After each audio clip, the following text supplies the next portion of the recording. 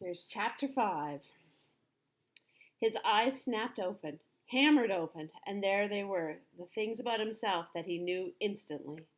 He was unbelievably, viciously thirsty. His mouth was dry and tasted foul and sticky. His lips were cracked and felt as if they were bleeding, and if he did not drink some water soon, he felt that he would wither up and die. Lots of water, all the water he could find. He knew the thirst, and he felt the burn on his face. It was mid-afternoon, and the sun had come over him, and it had cooked him while he slept, and his face was on fire, would blister, would peel, which did not help the thirst, made it worse. He stood, using the tree to pull himself up because there was still some pain and much stiffness. He looked down at the lake. It was water, but he didn't know if he could drink it. Nobody had ever told him if he could or could not drink lakes. There was also the thought of the pilot, down in the blue with the plane strapped in the body. Awful, he thought. But the lake was blue and wet-looking, and his mouth and throat raged with a thirst, and he did not know where there might be another form of water he could drink. Besides, he had probably swallowed a ton of it while he was swimming out of the plane and getting to shore. In the movies, they always showed the hero finding a clear spring with pure sweet water to drink. But in the movies, they didn't have plane wrecks and swollen foreheads and aching bodies and thirst that tore at the hero until he couldn't think. Brian took small steps down the bank to the lake. Along the edge, there were thick grasses, and the water looked a little murky, and there were small things swimming in the water, small bugs. But there was a log extending about 20 feet out into the water of the lake. A beaver dropped for some time before, with old limbs sticking up, almost like handles. He balanced on the log, holding himself up with the limbs, and teetered out past the weeds and murky water. When he was out where the water was clear, he could see no bugs swimming. He kneeled onto the log to drink. A sip, he thought, still worrying about the lake. Water. I'll just take a sip. What would you have done if you were in his spot? But when he brought a cupped hand to his mouth and felt the cold water trickle past his cracked lips and over his tongue, he could not stop. He had never, not even on a long bike trips in the hot summer, been this thirsty. It was as if the water was more than water, as if the water had become all of life, and he could not stop. He stooped and put his mouth to the lake and drank it, pulling it deep and swallowing great gulps of it. He drank until his stomach was swollen, until he nearly fell off the log with it. Then he rose and staggered, tripped his way back to the bank, where he was immediately sick and threw up most of the water. But his thirst was gone, and the water seemed to reduce the pain in his head as well, although the sunburn still cooked his face. So he almost jumped out with the words spoken aloud. It seemed so out of place, the sound. He tried it again. So here I am, and there it is, he thought. For the first time since the crash, his mind started to work. His brain triggered, and he began thinking, where am I? And where is that? Where am I? He pulled himself once more up to the bank, to the tall tree without branches, and sat down with his back against the rough bark. It was hot now, and the sun was high, and to his rear he sat in the shade of the tree in relative comfort. There were things to sort out. Here I am, and that is nowhere. With his mind open and thoughts happening to it all tried to come in with a rush. All of that had occurred, and he just could not take it. The whole thing turned into a confused jumble that made no sense. So he fought it down and tried to take one thing at a time. He had been flying north to visit his father for a couple of months in the summer, and the pilot had a heart attack and had died, and the plane had crashed somewhere into the Canadian North Woods, but he did not know how far they had flown, or in what direction, or where he was. Slow down, he thought. Slow down more. My name is Brian Robinson. I am 13 years old. I am all alone in the North Woods of Canada. All right, he thought. That's simple enough. I am flying to visit my father, and the plane crashed and sank in a lake. There, keep it at that way. Short thoughts. I don't know where I am, which doesn't mean much. More to the point, they do not know where I am. They, meaning anybody who might be wanting to look for me, the searchers. They would look for him, look for the plane. His mother and father would be frantic. They would tear the world apart to find him. Brian had seen searches on the news, seen movies about lost planes, and when a plane went down, they mounted extensive searches, and almost always they found the plane within a day or two. Pilots all filed flight plans, a detailed plan of where and when they were going to fly, with all the courses explained. They would come, they would look for him. The searchers would get government planes and cover both sides of the flight plan filed by the pilot and search until they found him. Maybe even today. They might come today. This was the second day after the crash. No, Brian frowned. It was the first day or the second day? They had gone down in the afternoon, and he had spent the whole night out cold. So this was the first real day. But they could still come today. They would have started the search immediately when Brian's plane did not arrive. Yeah, they'd probably come today. Probably come in here with planes, small brush planes with floats that could land right here on the lake and pick him up and take him home. Which home? The father home or the mother home? He stopped thinking. It didn't matter. Either on his dad or back to his mom. Either way, he would probably be home by late night or early morning. Home where he could sit down and eat a large, juicy, cheesy burger with tomatoes and double fries with ketchup and a thick chocolate milkshake. And there came hunger. Brian rubbed his stomach. The hunger had been there, but something else. Fear, pain had held it down. Now with the thought of the burger, the emptiness roared at him. He could not believe the hunger he had never felt in this way.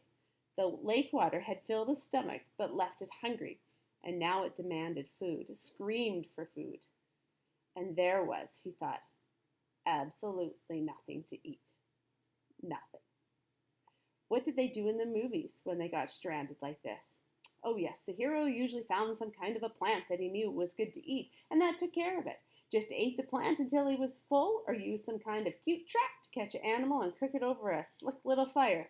Pretty soon, he had a full 8-course meal. The trouble, Brian thought, looking around, was that all he could see was grass and brush. There was nothing obvious to eat, and aside from about 1,000,000 birds and the beaver, he hadn't seen any animals to trap and cook. And even if he got one somehow, he didn't have any matches, so he couldn't have a fire. Nothing. It kept coming back to that. He had nothing. Well, almost nothing. As a matter of fact, he thought, I don't even know what I've got or haven't got. Maybe I should try and figure out just how I stand. They'll give me something to do, keep me from thinking of food, until they come to find me. Brian had once had an English teacher, a guy named Hatchet, who was always talking about being positive, thinking positive, staying on top of things.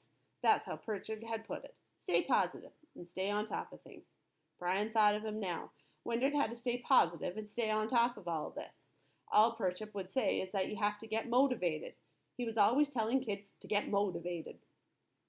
Brian changed position so he was sitting on his knees. He reached into his pockets and took out everything he had and laid it on the grass in front of him. It was pitiful enough. A quarter, 3 dimes, a nickel, and 2 pennies. A fingernail clipper, a billfold with a $20 bill, in case you get stranded at the airport in some small town and have to buy food, his mother had said, and some odd pieces of paper. And on his belt, somehow still there, the hatchet his mother had given him. He had forgotten it, and now reached around and took it out and put it in the grass. There was a touch of rust already forming on the cutting edge of the blade, and he rubbed it off with his fingers. That was it. He frowned. No, wait. If he was going to play the game, he might as well play it right. Hatchet would tell him to quit messing around. Get motivated. Look at all of it, Robertson. He had on a pair of good tennis shoes, now almost dry, and socks, and jeans and underwear, and a thin leather belt, and a t-shirt with a windbreaker so torn it hung it in tatters, and a watch. He had a digital watch still on his wrist, but it was broken from the crash. The little screen blanked, and he took it off and almost threw it away, but stopped the hand motion and laid the watch on the grass with the rest of it. There. That was it. No, wait. One more thing. Those were all things he had, but he also had himself. Pritchett used to drum that into him. You are your most valued asset. Don't forget that. You're the best thing you have. Brian looked around again. I wish you were here, Pritchett. I'm hungry, and I'd trade anything I have for a hamburger. I'm hungry, he said it again, in normal tones at first, then louder and louder until he was yelling it. I'm hungry! I'm hungry! I'm hungry! Then he stopped there. When he stopped, there was a sudden silence. Not just him, but the clicks and blurps and bird sounds of the forest as well. The noise of his voice had startled everything, and it was quiet. He looked around, listened with his mouth open, and realized that in all his life, he had never heard silence before. Complete silence. There had always been some kind of sound. Some kind of sound.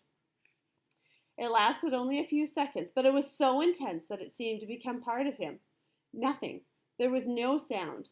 Then the birds started again, and some kind of buzzing insect, and then a chattering and a cawing, and soon there was the same background of sound, which left him still hungry.